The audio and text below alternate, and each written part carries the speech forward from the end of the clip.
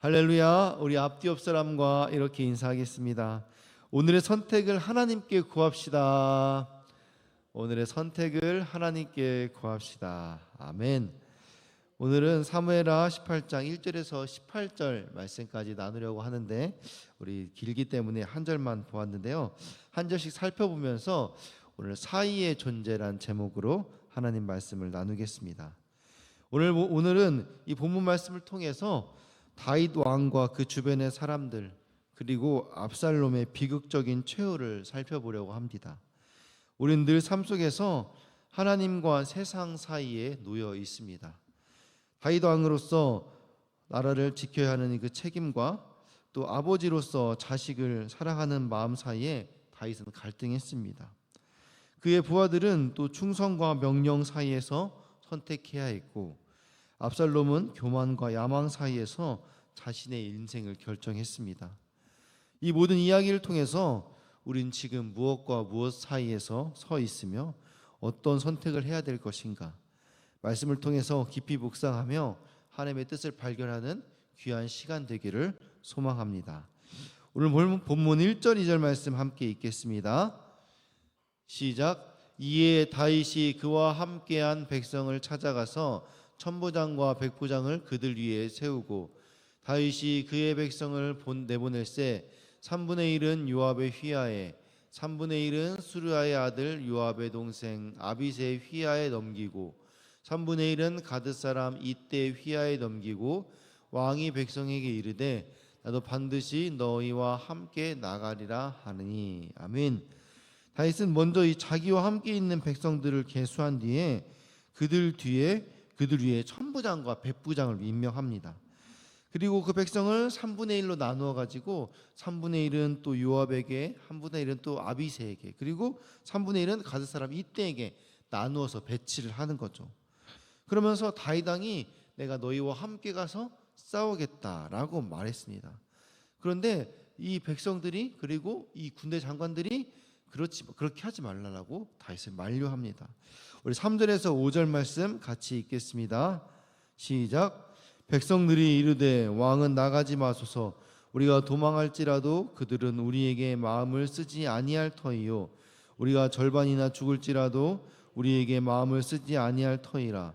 왕은 우리 만명보다 중하시오니 왕은 성읍에 계시다가 우리를 도우심이 좋으니이다 하니라. 왕이 그들에게 이르되 너희가 좋게 여기는 대로 내가 행하리라 하고, 문 곁에 왕이 섬에 모든 백성이 100명씩 1000명씩 대를 지어 나가는지라. 왕이 요압과 아비새와 이떼에게 명령하여 이르되 나를 위하여 젊은 압살롬을 너희에게 대오라 하니, 왕이 압살롬을 위하여 모든 군 지휘관에게 명령할 때에 백성들이 다 들으니라. 아멘. 네, 백성들이 다윗의 참전을 말린 이유는 이 전쟁의 키가 바로 다윗에게 있었기 때문입니다. 지난번에 아히도벨의 계략에서 중요한 것이 빨리 다윗의 부대를 쫓아가서 다윗을 먼저 죽여야 그 다윗의 부대를 흐트러서 다윗의 부대가 다 압살롬에게 돌아온다라고 이야기했었습니다.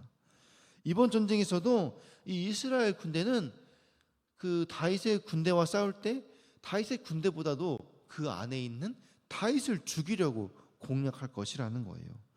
그래서 오히려 다윗의 군대가 절반 이상 죽어나가도 신경 쓰지 않고 계속 다윗을 죽이려고 할 것이다. 이것이 바로 이 전쟁의 키가 된다는 것입니다. 그리고 그 배후에는 다윗의 연로한 나이와 또 압살롬에 대한 감정적 판단으로 이를 그르칠 위험성도 고려했을 것입니다. 그래서 다윗 왕도 더 이상 고집하지 않고 결국 참전을 포기했습니다. 그러면서 요압과 아비새와 이떼에게 명령하기를 자신의 아들 압살롬을 너그럽게 대해달라라고 부탁합니다. 이렇게 명령하는 것을 그 세세계만 전한 것이 아니라 모든 백성들, 모든 병사들도 함께 들었다는 거예요. 그런데 여기서부터 이제 문제가 발생하는 겁니다. 6절에서 8절 말씀 같이 읽겠습니다. 시작. 이에 백성이 이스라엘을 치러 들로 나가서 에브라임 숲풀에서 싸우더니, 거기서 이스라엘 백성이 다윗의 부하들에게 패하매 그날 그곳에서 전사자가 많아 2만 명에 이르렀고, 그 땅에서 사면으로 퍼져 나와 싸웠으니 그날의 숯불에서 죽은 자가 칼에 죽은 자보다 많았더라. 아멘. 예상외로 다윗의 부대가 잘 싸워서 이스라엘 군대를 이겼습니다. 그런데 다윗의 부대와 이스라엘 군대가 싸운 장소가 에브라임 숲풀이라는 곳이에요. 이 에브라임은 풍성한이란 뜻인데, 그러니까 에브라임 숲풀이란 것은 풍성한 숲을 의미하는 거죠. 우리 지도를 잠깐 보면은 이제 이 이스라엘은 사막 지역인데 저 에브라임 숲이라는 된 곳은 되게 초록색으로 되어 있죠. 실제로 풀이 풍성하고 또 좁은 협곡, 가파른 벼랑, 늪지대 같은 위험한 지형들이 많은 곳이었습니다. 그래서 성경은 이 전쟁의 결과를 8절에서 이렇게 표현하고 있는데, 숲풀에서 죽은 자가 칼에 죽은 자보다 많았더라. 이게 무슨 말일까요? 단순히 전투 중에 칼로 인한 사망자보다 이 숲풀의 지형적인 특성, 그런 자연적인 요인들로 병사들이 많이 죽었다라는 거예요. 하나님의 개입으로 이 다윗의 군대가 이기게 되었다는 것을 설명하는 것입니다. 그렇게 다윗의 군대가 이스라엘을 이기고 이제 밀어내서 오히려 추격하는 상황이 벌어지게 됩니다. 우리 9절에서 11절 말씀 같이 읽겠습니다. 시작. 압살롬이 다윗의 부하들과 마주치니 압살롬이 요 노새를 탔는데 그 노새가 큰 상수리 나무 번성한 가지 아래로 지날 때 압살롬의 머리가 그 상수리 나무에 걸림에 그가 공중과 그 땅 사이에 달리고 그가 탔던 노새는 그 아래로 빠져나간지라.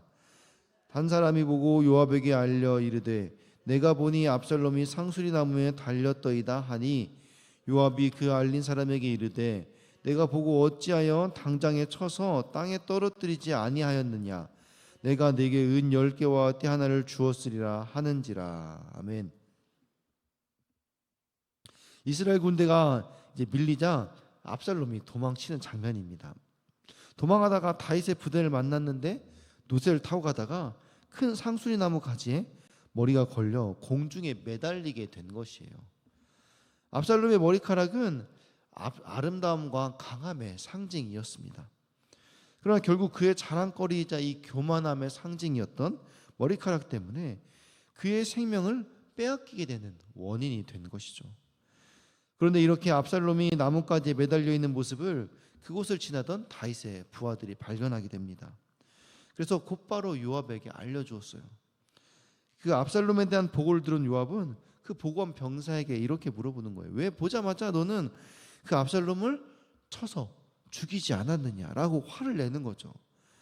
요압은 지금이라도 압살롬을 죽이면은 은 10개와 띠의 허리띠 하나를 보상으로 주겠다고 그렇게 말합니다. 그런데 그 부하의 대답이 너무나 놀랍습니다. 우리 12절부터 15절 말씀 같이 읽겠습니다. 시작.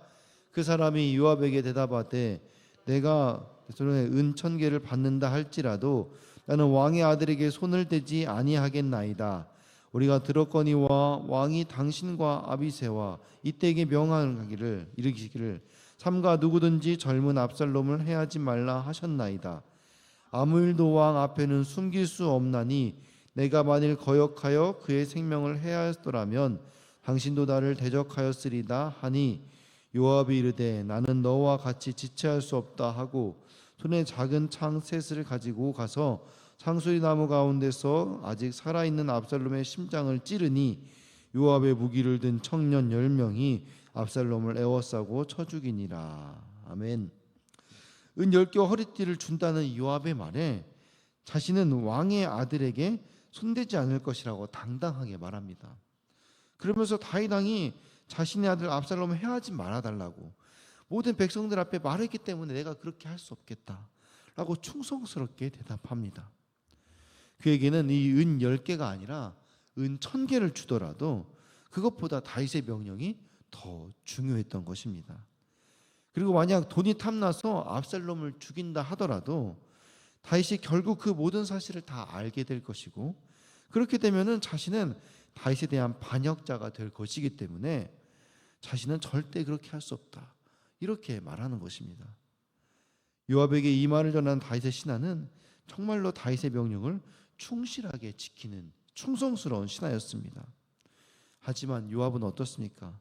다윗의 부하의 말에 반대하여 오히려 다윗의 명령을 어기면서까지 빨리 압살롬을 죽이기 위해 자기의 부하들을 데리고 압살롬에 매달려 있는 곳으로 달려갔습니다. 요압은 손에 작은 창 3개를 들고 가서 매달려 있는 압살롬의 가슴에 강하게 쳐서 땅에 떨어뜨렸습니다. 그리고 요압의 호위대 10명이 압살롬을 죽이게 했습니다.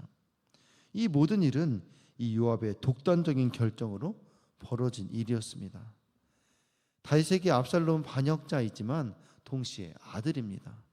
다윗은 이미 첫째 아들 암논을 잃었기 때문에 압살롬까지 잃고 싶지는 않았을 거예요.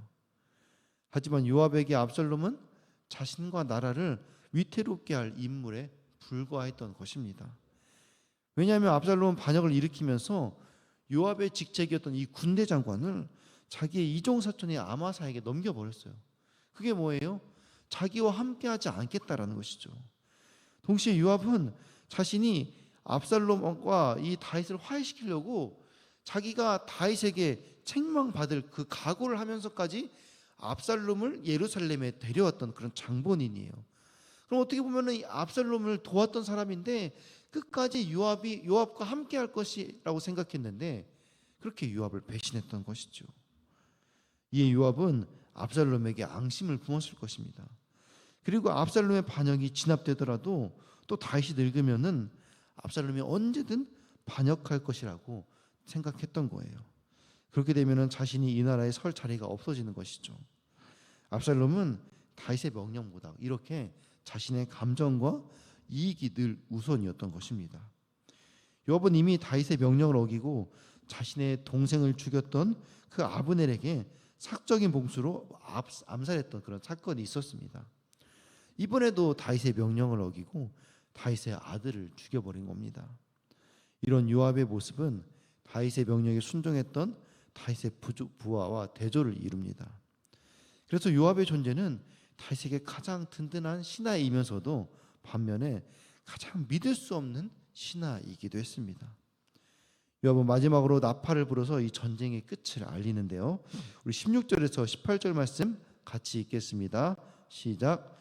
요압이 나팔을 불어 백성들에게 그치게 하니 그들이 이스라엘을 추격하지 아니하고 돌아오니라. 그들이 압살롬을 옮겨다가 숲풀 가운데 큰 구멍에 그를 던지고 그 위에 매우 큰 돌무더기를 쌓으니라. 온 이스라엘 무리가 각기 장막으로 도망하니라. 압살롬이 살았을 때에 자기를 위하여 한 비석을 마련하여 세웠으니 이는 그가 자기 이름을 전할 아들을 내게 없다고 말하였음이더라. 그러므로 자기 이름을 기념하여 그 비석에 이름을 붙였으며 그 비석이 왕의 골짜기에 있고 이제까지 그것을 압살롬의 기념비라 일컫더라. 아멘. 다윗의 군대가 이스라엘 추격을 중단하고 돌아왔습니다. 사람들이 압살롬의 시체를 큰 구덩이에 던지고 돌무더기를 그 위에 쌓았습니다. 그리고 이스라엘 군대는 각자 고향으로 돌아갔습니다. 여기까지가 오늘 본문의 이야기입니다. 우리 모두는 사이에서 존재하는 자들입니다. 언젠가는 둘 중 하나를 선택해야 될 때가 오는 거죠. 그래서 그 사이가 관계를 만들고 우리의 정체성을 형성합니다. 때로는 그 둘을 모두 취할 수 없는 그런 사이에 존재할 때도 있는 거죠. 그럴 때 우리는 그 사이를 다른 기회로 삼아야 될 때입니다. 우리의 자리, 우리의 신앙, 우리의 충성의 대상, 그 사이에서 선택해야 되는 거죠. 다윗을 둘러싼 이 사람들의 이야기를 보면은 다윗을 버리고 변절하는 자들이 득세하는 상황 속에서도 끝까지 다윗을 선택하는 사람들이 있었습니다. 그들은 다윗이 전쟁에 나서지 말도록 만류했었고 심지어 이방인 암몬은 전쟁 물자를 공급하여 다윗의 사기를 높여주기도 했습니다. 변절과 충성은 동시에 선택할 수 없습니다. 그런데 다윗에게는 아버지와 왕 사이에 선택해야 했습니다. 다윗은 백성들에게는 왕으로서 변절자 압살롬을 진압해야 했지만 동시에 압살롬의 아버지로서 그를 보호해야 하기도 했습니다. 다윗은 부하들에게 간청하듯 압살롬을 너그러이 대해달라고 부탁했습니다. 나라와 자식 중 아무도 잃고 싶지 않는 그런 다윗의 한계였던 거죠. 결국 하나님은 다윗에게 큰 승리를 주셨습니다. 이로써 견고한 왕국을 세우시겠다고 하신 그 언약을 하나님께서 성취하신 거죠.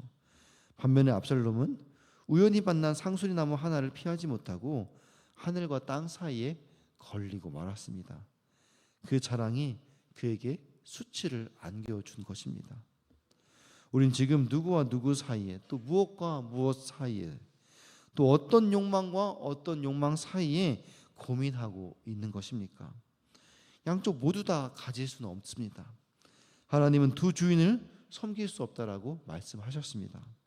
절대 양립하거나 타협할 수 없습니다. 쓰디쓴 마음을 안고 우리가 선택해야 될 때가 찾아오는 것이죠. 우리 선택이 충성이 될 것인가, 아니면 변절이 될 것인가. 오늘도 끝까지 하나님을 선택하여서 세산과 변절함으로 하나님의 예비하신 언약을 성취하는 그런 신실하고 충성된 우리 하나님의 일꾼들이 다 되시기를 주님의 이름으로 축원합니다. 아멘. 우리가 이 시간 들은 말씀 기억하며 함께 기도하기 원합니다. 시간 같이 기도하실 때 늘 정답 없는 선택의 기로에서 하나님께 기도하며 지혜를 구하는 신실한 믿음을 주시옵소서. 하나님을 위해 나의 것, 세상의 방법을 포기할 수 있음에 기쁨과 감사함으로 나아가게 하여 주시옵소서. 특별히 어려운 시국에 좋은 지도자, 하나님을 두려워하는 지도자를 세워주시도록, 또 다음 주부터 있을 고단주간 특별 새벽 기도회와 부활주일 예배를 통해 십자가 앞에서 우리의 연약함을 돌아보고 부활의 승리를 경험하는 한 주간이 되게 하여 주시옵소서. 둔촌도 성전부지 그린벨트를 하나님의 때 하나님의 방법으로 열어주시도록, 또 올림픽파크 포리안 아파트 12,032세대 4만 명의 영혼을 구원하는 일에 우리 교회를 사용하여 주시옵소서. 몸과 마음으로 고통받는 성도님들 치유하여 주시도록, 그들을 돌보는 가족들 위로하여 주시도록, 우리 각자의 기도 제목을 위하여서 사랑하는 주님 이름 세 번 부르고 같이 기도하시겠습니다. 주여